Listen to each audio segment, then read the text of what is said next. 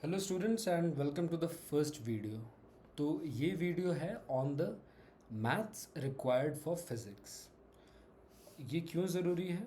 Because physics के question solve करने के लिए बहुत बार आपको उस टाइप की मैथ्स लगानी होती है जो कि आपकी नॉर्मल, जो हम कहते हैं अरिथमेटिक ऑपरेशंस, मतलब plus minus divided by multiplication power, इन सब से आगे की भी मैथमेटिक्स आपको चाहिए होती है, राइट? अभी जैसे आपने लॉग पढ़ा होगा पीएच का, या फिर एक्सपोनेंट वगैरह देखा होगा। तो आपको बेसिकली कोई प्रॉब्लम सॉल्व करना है तो आपके पास वो मैथमेटिकल टूल्स होने चाहिए। और इंजीनियरिंग की मैथ्स के जो टूल्स होते हैं वो काफ़ी ज़्यादा एडवांस्ड होते हैं, तो उसको अलग से सीखना पड़ता है, राइट? अभी ये सारी चीज़ें आप मैथ्स में खुद भी सीखोगे, वहाँ पे it will be a subject in its own. यहाँ पे आप उसको just as a tool use कर रहे हो, तो ये थोड़ा सा ब्रीफ रहेगा, ये थोड़ा सा ब्रीजी रहेगा, और जो जो ज़रूरत का काम है हम वो देख लेंगे, राइट?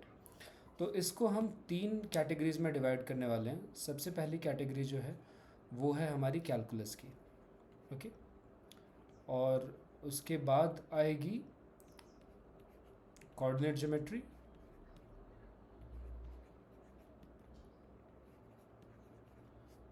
एंड फाइनली आएगा trigonometry.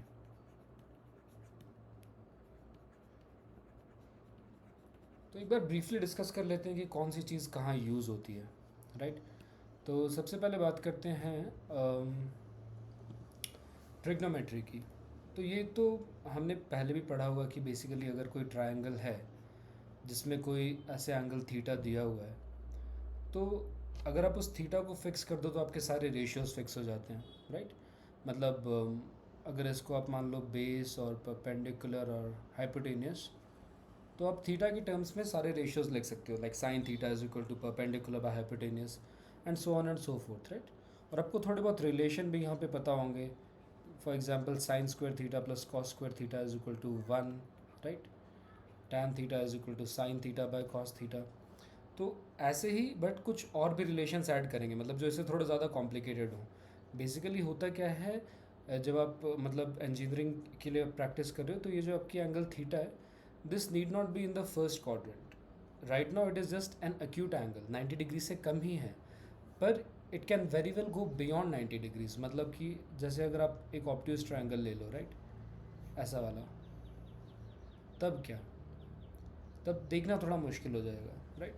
And not even obtuse, actually angle 360 से ज़्यादा भी जा सकता है।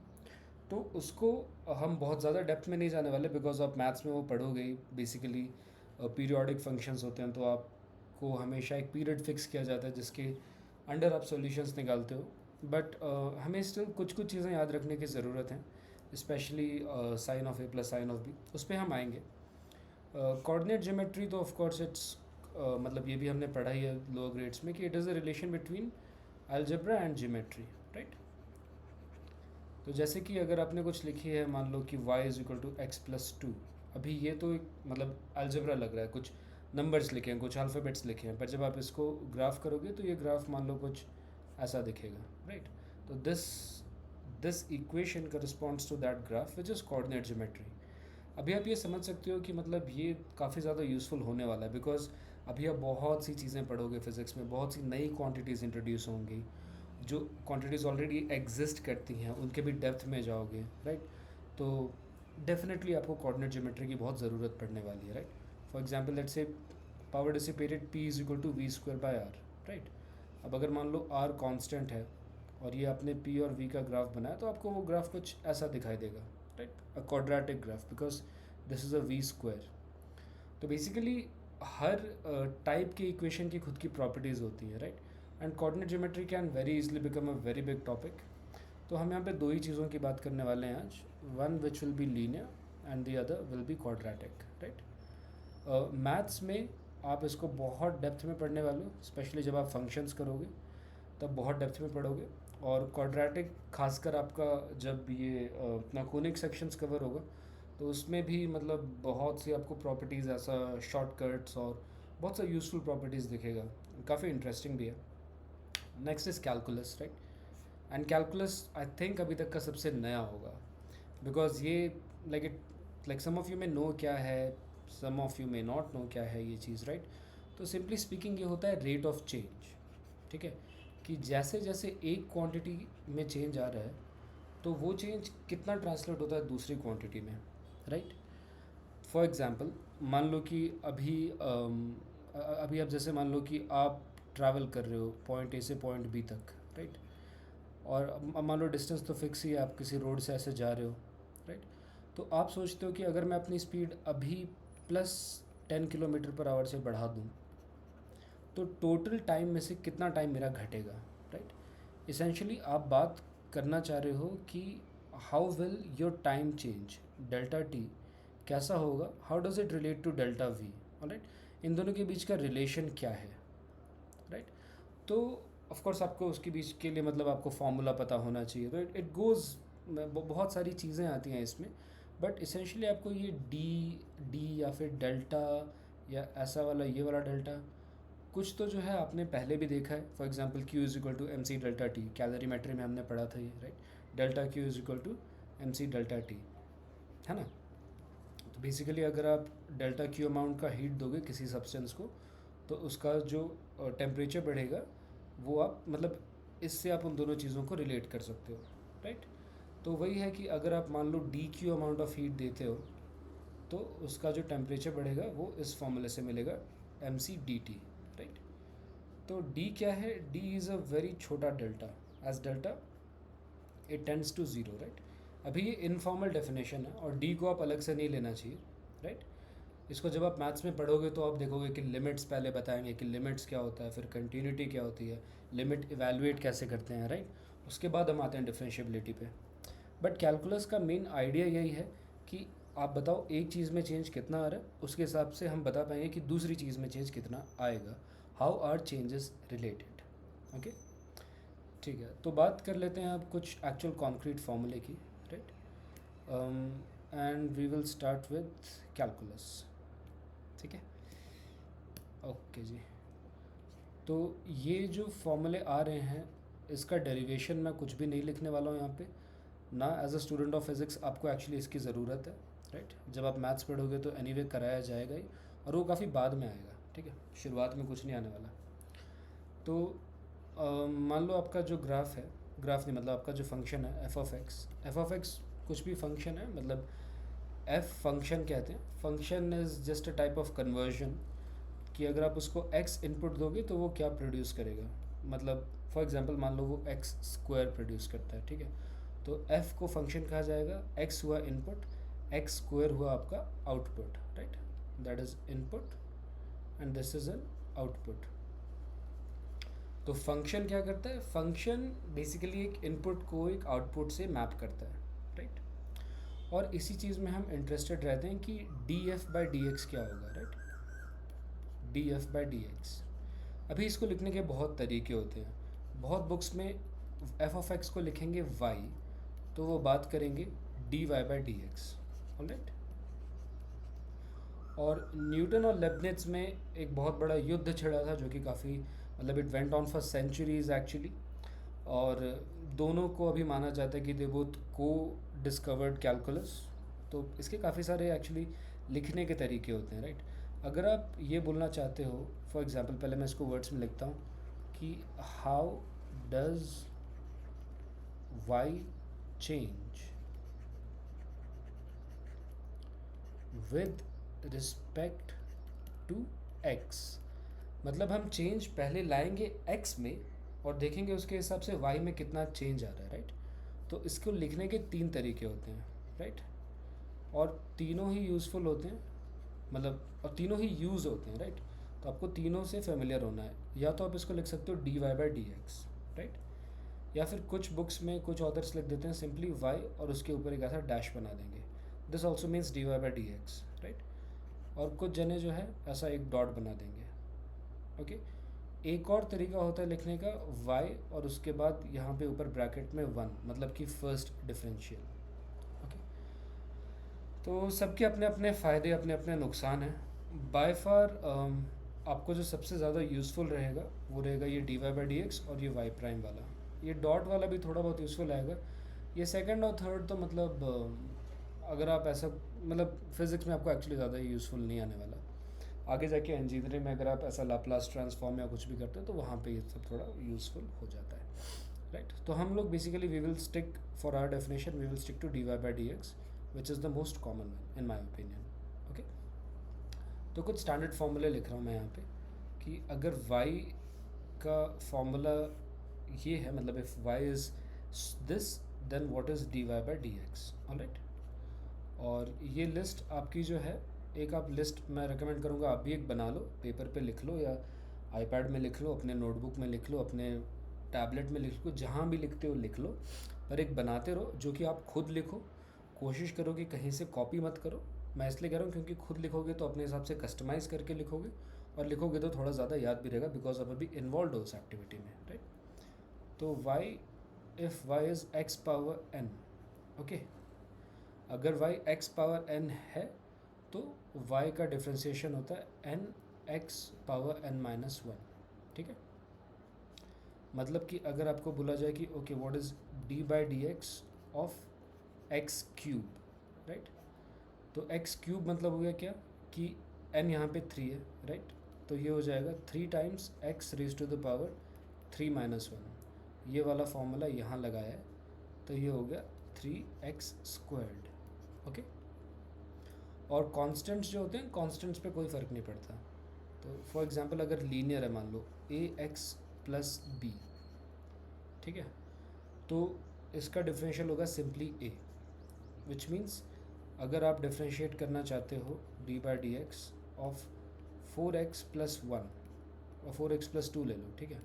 तो देखो पहली बात, टू तो कांस्टेंट है, राइट, तो कांस्टेंट आप x में कुछ भी चेंज लाओ, टू में कुछ चेंज नहीं आने वाला, टू तो वो कांस्टेंट है, उसमें कुछ भी नहीं आने वाला, तो ये वैनिश होने वाला है, राइट।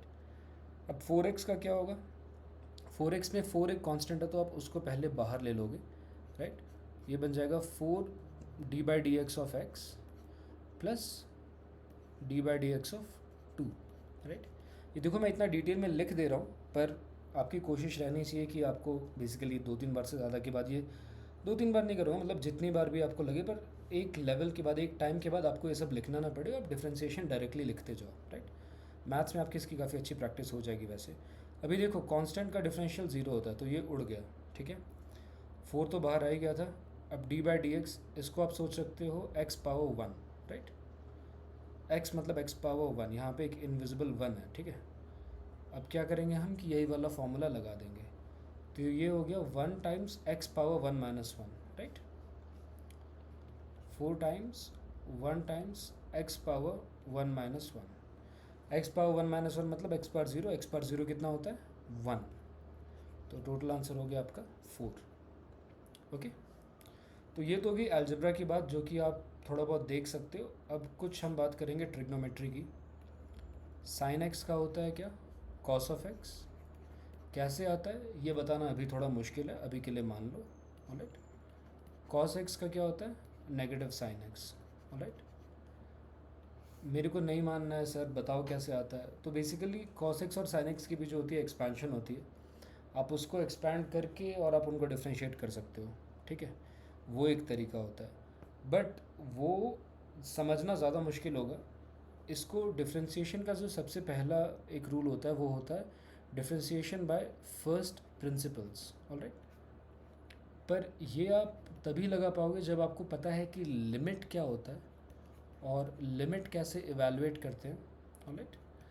तो ये चीज़ जो है ये एक तरीके से प्योर मैथ्स की चीज़ है, इसको हम ज़्यादा छेड़ेंगे नहीं यहाँ पे, ओके। साइन एक्स का हो गया, कॉस एक्स का हो गया, इसके अलावा और दो ले लेते हैं जो कि थोड़ा यूज़फुल हैं। ई पावर एक्स, ई पावर एक्स का बेसिकली ई पावर एक्स ही रहता है, और एल एन एक्स का हो जाता है 1/x, ओके। तो ये हो गई हमारी फॉर्मूला शीट कैलकुलस की। ये डायनामिक शीट है, ये ऐड होते रहेगी, आप जैसे जैसे आगे जाओगे इसमें अभी साइन इनवर्स, कॉस इनवर्स और मतलब बहुत कुछ आएगा, ठीक है। फंक्शन के अंदर function, chain rule, product rule, quotient rule, बहुत कुछ आने वाला है, ओके। बट अभी के लिए इतना ही खाली। सेकंड पे अब हम आएंगे, क्या है वो, सेकंड है अपना coordinate geometry, right.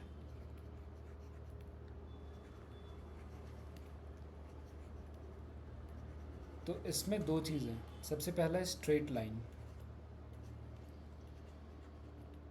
Straight line का मतलब होता है कि y और x दोनों लीनियर हैं एंड वो ऐसे रिलेटेड हैं जिसको आप लिख सकते हो y is equal to M X plus C. तो आप कह सकते हो कि अच्छा ये y लेफ्ट साइड में क्यों है, x राइट साइड में क्यों है, इसको x is equal to M Y plus C क्यों नहीं लिखा।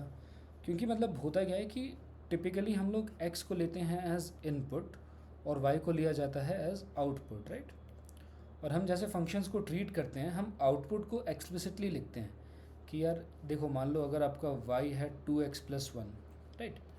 तो ये हो गया आपका बेसिकली फंक्शन ऑफ x, मतलब इसको आप think of it as a function of x कि x will be the input and the output will be 2x plus 1, right?